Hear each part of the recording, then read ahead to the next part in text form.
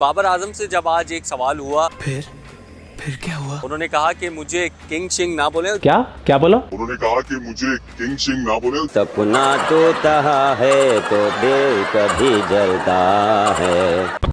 सचिन तेंदुलकर ने बाबर आजम से कोचिंग ली है और जो सचिन अपने आप को लोग कहते हैं इतना ग्रेट है, बाबर आजम के सामने कुछ भी नहीं है। और बाबर आजम ने सचिन को कोच करा था। और सुने, बाबर आजम ने सुनील गावस्कर को भी कोच करा था। और सुने, बाबल दिलेत है, बाबल ने सचिन को बल्ला पकड़ना दिखाया। लेकिन खुद बाबर को अपना फोन संभालना नहीं आता। पाकिस्तान क्रिकेट के साबिक कप्तान और माया नाज बैटर बाबर आजम का फोन गुम हो गया। बाबल बहुत बड़ी अचीवमेंट सुनो कि आपका स्टेडियम बहुत बेहतर हो गया है, लेकिन यहाँ पे लोगों के लिए वॉशरूम भी अवेलेबल नहीं है, इतने बुरे हालात हैं। तो कैसे हो किटकैट्स? पता नहीं। आई होप अच्छी होगी, मैं भी अच्छी हूँ। अरे वाह। नाज़रीन, क्रिकेट में सियासत आ जाए तो सारा मजा खराब हो जाता है और ये मजा खराब करने में भारत चैंपियन है। रहा नहीं जाता, तड़प ही ऐसी है ना। भारतीय ऑफिशियल्स ने चैंपियंस ट्रॉफी के लिए पाकिस्तान आने से इनकार कर दिया। उनके किसी मिनिस्टर ने कहा है खेल और टेरर है, क्रिकेट और टेरर एक साथ नहीं चल सकते। अब आते हैं मेन मुद्दे पर। पाकिस्तानियों ने स्टेडियम इसलिए बनाया है कि हम हिंदुस्तानी इनको ट्रोल कर रहे थे, हमें दिखाने के लिए बनाया है। बाकी खेलने से तो पता चल ही गया होगा, खिलाड़ी इंजर्ड हो रहे हैं। इसकी वजह क्या? क्योंकि भाइयों ने लाइट ही इतनी खतरनाक लगाई है। मुबारकबाद, मेन काम था स्टेडियम का जो मुकम्मल हो गया। ये पीसीबी के चेयरमैन है और इनका बोलना है कि अभी सिर्फ आधा स्टेडियम का काम हुआ है और आधा बाकी है। इसका बहुत सारा काम अभी तकरीबन आधा काम बाकी है। पॉइंट को नोट करना। और जो आधा बचा हुआ काम है वो होगा जो हम इंशाल्लाह ताला जैसे ही अब ये चैंपियंस ट्रॉफी खत्म होगी तो उसके बाद शुरू करेंगे। चैंपियंस ट्रॉफी के बाद मतलब होली के बाद बिड़किलों का क्या काम? और नहीं तो क्या। मैं जब भी अपनी टीम के साथ विजिट करता था तो कर्नल समी को कहता था, कर्नल साहब वो मुझे लग रहा है कि आपका प्रोजेक्ट थोड़ा स्लो जा रहा है। ये मुझे सिर्फ कहते थे आप बेफिक्र हो जाए, हम उनसे पहले खत्म करेंगे। देखा, इनके कर्नल जर्नल मिलकर स्टेडियम की दलाली कर रहे हैं। मैं जनरल साहब का बहुत बहुत शुक्रिया अदा करता हूँ क्योंकि इन्होंने जिस तरह की सपोर्ट और इस अगर खुद ये सुपरवाइज ना करते जनरल साहब तो ये काम मुश्किल नहीं, इम्पॉसिबल था। मैं ये सोच रहा हूँ यार, साजिशी काफिरों ने साजिश कर दी है, मिसाइल छोड़ दी तुम्हारे ऊपर तो कौन देखेगा? ये जो टीवी एंकर है जो इतनी आग की भरी है, ये क्या अपने मतलब खुद के परमाणु बम से फिर युद्ध करेंगी? जाए तो कहाँ जाए, किससे बात करें, किससे पूछें? मजा आएगा वैसे ऐसे युद्ध में। अबे साले, आज के जो दूल्हा है वो कर्नल समी है। एक्चुअली स्टेडियम का काम करवा कर दूल्हा बन गया है इनका कर्नल और दुल्हन बनेगी फिजा खलीफा, किरण खान और छिपकली अनिका निसार और बची खुची जो छोटी मोटी सारी एंकर है ना, सबको लपेट दो। वो लोग जो सोशल मीडिया पे बैठ के दावे कर रहे थे कि ये स्टेडियम नहीं बना पाएंगे। जो कौम को ये लगता है कि ये क्रिकेट का स्टेडियम बनाना बहुत बड़ी अचीवमेंट है कि आपको सुनाना पड़े, इंडिया में इतने स्टेडियम हमने तो किसी को नहीं सुनाया। जो इंसान कैरेक्टर से हल्का होगा वो पुंगी सबसे ज्यादा बजाता है। अभी तक आपने सुना पीसीबी चेयरमैन को, अब तन के फकीर को सुनिए। आप लोग हैरान तो हो रहे होंगे, मैं फलाना, मैं ढिमका, मैं तीर मार दूंगा, मैंने भाला छोड़ दिया। फिर वो जीतते और हम हारते, लेकिन अल्लाह ताला का शुक्र है आज जनरल साहब की वजह से हम जीते और वो हारे। सोशल मीडिया के ऊपर बहुत ज्यादा अजीब किस्म की, फजूल किस्म की, स्पेशली इंडिया की तरफ से जो उल्टी सीधी बातें सुनने को हमें मिलती हैं कि जी हमारे जो पाकिस्तान के स्टेडियम्स हैं वो कंप्लीट नहीं हुए। इंडिया का क्या लेना देना, मतलब क्या हमने पैसा दिया उसके लिए? हमें क्यों रिपोर्ट दे रहे हैं कि बन गया? तो सारी इस बात आपको पता है, इंडियन मीडिया तो वैसे ही खुश होता है। हाँ, तो मोटिवेशन दे रहे हैं हम लोग, ट्रोलिंग नहीं कहते उसको बेटा, मोटिवेशन। अगर इंडिया की नफरत नहीं होती तो तुम्हारे यहाँ स्टेडियम का टॉयलेट नहीं बन सकता। तुम्हारे यहाँ टॉयलेट तो अभी भी नहीं बने हैं सर। मोटिवेशन में कहाँ कमी रह गई थी, क्या कमी रह गई थी? कराची वालों से मेरा सिर्फ एक पैगाम है कि आपका स्टेडियम बहुत बेहतर हो गया है, लेकिन यहाँ पे लोगों के लिए वॉशरूम भी अवेलेबल नहीं है, इतने बुरे हालात हैं। ये हमारी बहुत बड़ी अचीवमेंट है। स्टेडियम में मैं आपको बताता हूँ कि कराची स्टेडियम में तकरीबन 95 to 98% काम जो है वो हो चुका है। खुद पीसीबी चेयरमैन बता रहा है आधा काम बाकी है, लेकिन ये बोल रहा है 98% हो गया है। इसका बहुत सारा काम अभी तकरीबन आधा काम बाकी है। 95 to 98% काम जो है, समझ रहे हो कितना मोटा माल खिलाया गया है इसको ये सब तारीफें करने के लिए। अभी आगे सुनिए। ये बिल्कुल ब्रांड न्यू जो है वो लाइट्स लगाई गई हैं। लाइट बहुत अच्छी हैं, लाइट अल्टीमेट है, सब कुछ बढ़िया, मुझे कुछ नहीं कहना। आगे बताओ। सोशल मीडिया में ये बोला जाता है कि जी पाकिस्तान के जो स्टेडियम्स हैं उनके ऊपर काम नहीं हो रहा। आप ग्रास देखें कितनी जबरदस्त है, ग्रीन नजर आ रही है, बिल्कुल ग्रीन जो है वो आपको ग्रास नजर आ रही होगी। आप पहली बार ग्रीन घास देख रहा है क्या? घास ग्रीन ही होती है। कुर्सियों की तरफ देखें, कुर्सियां आपको मतलब डिफरेंट कलर्स की, पर्पल नजर आएगी, रेड नजर आएगी। ये बस यार कलर में ही खुश हो जाते हैं। कुर्सी का कलर पर्पल है, लाल है, काला है, हरा है, पीला है। मुझे तो लगता है ये मॉर्निंग में भी अपनी वो देखकर खुश हो जाते होंगे। हरे कलर की आ जाती होगी तो सातवें आसमान पर होते होंगे। वाह, पाकिस्तान के झंडे जैसी आई है। ये स्पेशली मैं वीडियो यहाँ पे इसलिए आया हूँ बनाने के लिए क्योंकि इंडिया को दिखा देंगे कि हम स्टेडियम बना सकते हैं। तो लोग खार खाते थे ना पाकिस्तान से, उनको ये बता दूं ये सारा काम यूं हो गया है। हमने IMF की शराइत मंजूर करने के लिए हम उल्टे सीधे हो गए। नो। इनको बोलने दो। जिस कौम का इतना ज्यादा फेलियर है, हर समय फेल होती है वो कौम, हर जो काम करते हैं फेल होती है। उनका पासपोर्ट फेल, उनकी करेंसी फेल, उनकी इकोनॉमी फेल, उनकी डिप्लोमेसी फेल, उनकी फौज फेल, उनकी बिजली फेल, उनका पानी फेल, उनकी हर चीज फेल। पर 24 करोड़ की कौम को यह लगता है कि एक स्टेडियम समय पे बनाना एक बहुत बड़ा अचीवमेंट है। कब्र से जिन्ना उठ के एक पल का जीना गाएगा ऐसे हाथ करके, तो ठीक है, तुम्हें मुबारक हो यार, एक पल का जीना। जिन्ना को निकालो कब्र से, बोला बेटा नाच। एक पल का जीना बस। वजीर आजम साहब भी वहाँ पे आए हैं। अच्छा, आधे अधूरे बिना टॉयलेट के लाहौर स्टेडियम के इनॉग्रेशन के टाइम पाकिस्तानी PM छोटे चेतन के बड़े बोल बच्चन देखिए। और अब चैंपियंस ट्रॉफी कि चैंपियंस ट्रॉफी बेशक हार जाना, लेकिन जो हमारा हमसाया है उसको शिकस्त फाश देकर आप 24 करोड़ आवाम के दिल जीतेंगे। और ये सारी जिम्मेदारी कौन कौन से खिलाड़ी को दी है? रिजवान, आफरीदी और सो कॉल्ड किंग आजम को। और रिजवान साहब कहाँ हैं? कुर्सी के नीचे देख, ईरानी ठूस रहा होगा। आजम साहब आपसे बड़ी तवक्कुआ कहाँ है? आजम आफरीदी साहब, आप अपने फादर इन लॉ की उनके नक्शे कदम पे चलें दुबई में, फिर मुझे भी आप ले चलें इंशाल्लाह। फिर वहाँ पर इनकी बॉलिंग और बैटिंग देखेंगे इंशाल्लाह। और इंशाल्लाह ताला ये मैदान मारेंगे और आप देखेंगे अल्लाह ताला हमारी मदद करेंगे इंशाल्लाह ताला। और 50 रुपए कट ओवर एक्टिंग की वजह से। हाँ, तो पाक मीडिया ने पूछा रिजवान से, आपके कंधों पर इतनी बड़ी जिम्मेदारी आ गई है कि दुबई में जाकर भारत को हराना है। तो रिजवान का जवाब था, यहाँ किंग कर लेगा। और जब किंग से पूछा गया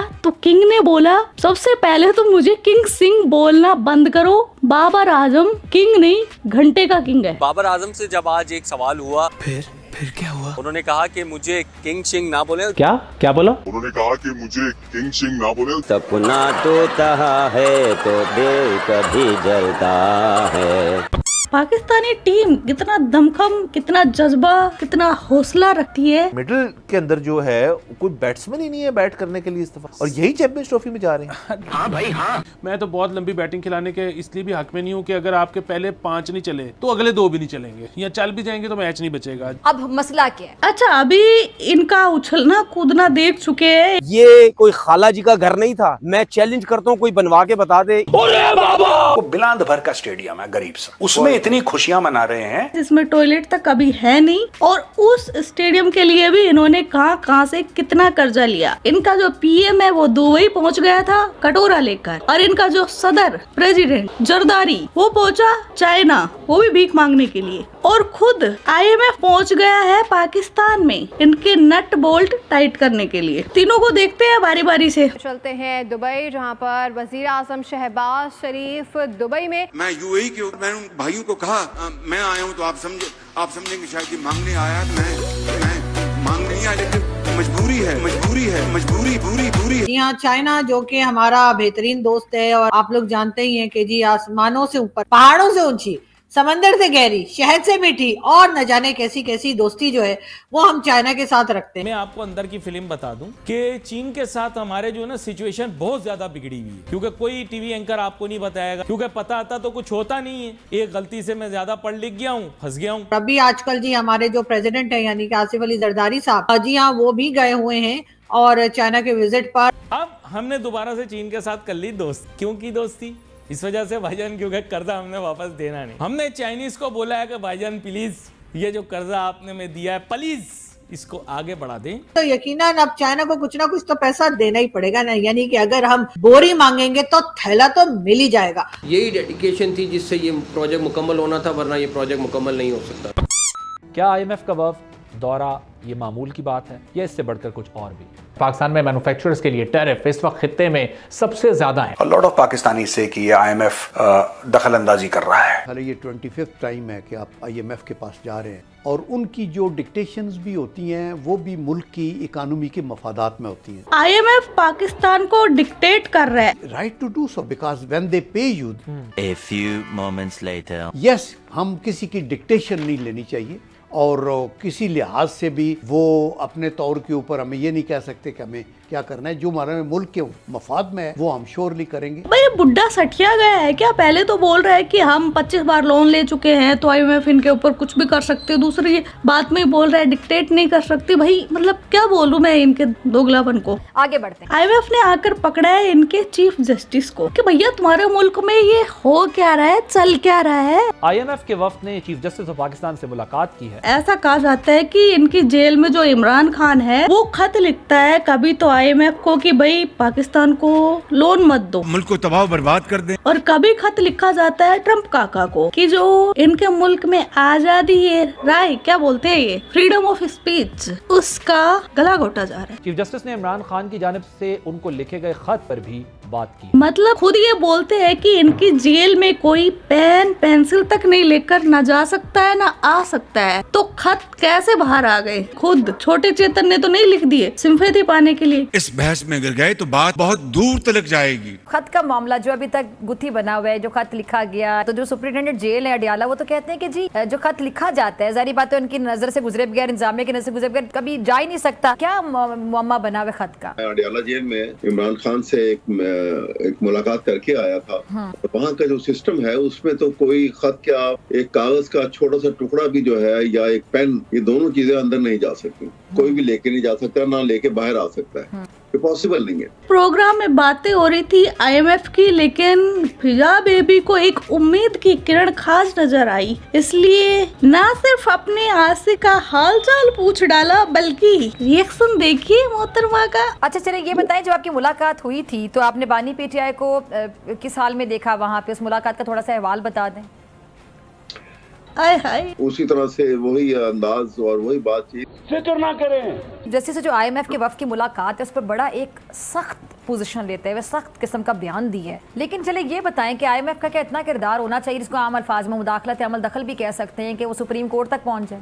IMF को अगर हम खुद ना बुलाएं तो IMF ने क्यों आना है? इमरान खान साहब जब आए तो उन्होंने आते ही कहा कि मैं IMF की तरफ जाने से बेहतर समझूंगा कि मैं खुदकशी कर लूं, लेकिन जाना भी पड़ा। IMF तो देखें ये सारी मजबूरी की चीजें हैं। आसन भाई ये हमारे लिए कड़वी गोली बन चुकी है जिसको हमने निगलना ही है हर हाल में ना, पहले थूक फिर चाट और फिर निगल। चैंपियंस ट्रॉफी में ना आने की बात तो ऑलरेडी कर चुका था, इनकार कर चुका था भारत पहले ही, लेकिन उसके साथ साथ अब मसला एक और आ गया। इस छिपकली की पूंछ में कांटा क्यों चुभ रहा है पता है? भारत ने कहा है ICC पे दबाव डाला है, आजाद जम्मू कश्मीर के अंदर अपने इंतखाबात होते हैं, वहाँ का सिस्टम वैसा नहीं है जो मकबूजा कश्मीर जो इंडिया की साइड वाला वो है। मुझे लगता है यार पाकिस्तान में एंकर बनने के लिए ना जहालत कूट कूट के भरी होनी चाहिए, बस बन गई एंकर। अबे मदरसे छाप POK तो बहुत दूर की बात, खुद पाकिस्तान में इलेक्शन हुए हैं आज तक। तुम्हारी पाकिस्तान फौज दुनिया की नंबर 1 वो फौज है जो चुनाव हारती नहीं और जंग जीतती नहीं, और इसकी इसलिए इतनी ज्यादा भून रही है। 2023 के अंदर वर्ल्ड कप ट्रॉफी लद्दाख के मुतनाज़ा इलाके में जो इंडियन इलीगली ऑक्यूपाइड कश्मीर है वहाँ लेकर जाई गई। आगे सुने, जो इसके पूंछ में चुभता हुआ कांटा है उसकी चुभन। शिरकत ना करने पे भी जुर्माना भरने को तैयार है, लेकिन अपनी अना को तोड़ने को तैयार नहीं है, और खेलों के साथ जो राब्ता हो सकता है वो भी करने को तैयार नहीं है। अरे छिपकली सी रोटी खाया कर, रोटी खार मत खाया कर। भारत और पाकिस्तान में ताल्लुकात जब खराब होते थे तो क्रिकेट अटेंड करके सारे मामलात को सही कर लिया जाता था। आजकल मामलात ही क्रिकेट की वजह से खराब हो रहे हैं। क्या हो रहा है? अभी थोड़ी देर पहले ये मोहतरमा इतनी आग उगल रही थी और अभी देखो भारत से मिलने को कितनी इतनी बेताब हो रही है, आय हाय,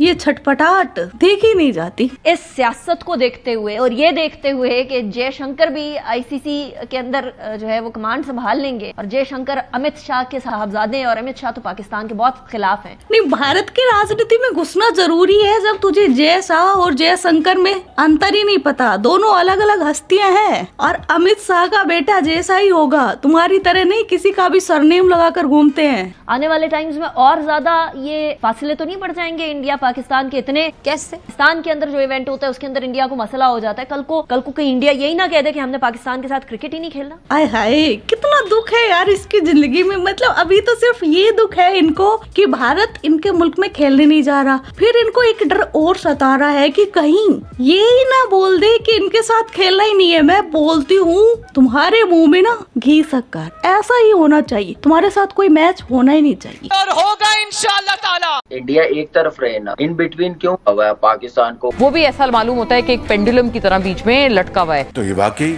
बहुत बड़ी अचीवमेंट है। तो ये था आज का वीडियो। आपके क्या थॉट्स इस वीडियो के बारे में कमेंट सेक्शन में बता देना। आप अपना ख्याल रखना। Love you my kit cats. Yo yo Kittu भाई। यो यो किट्टू भाई।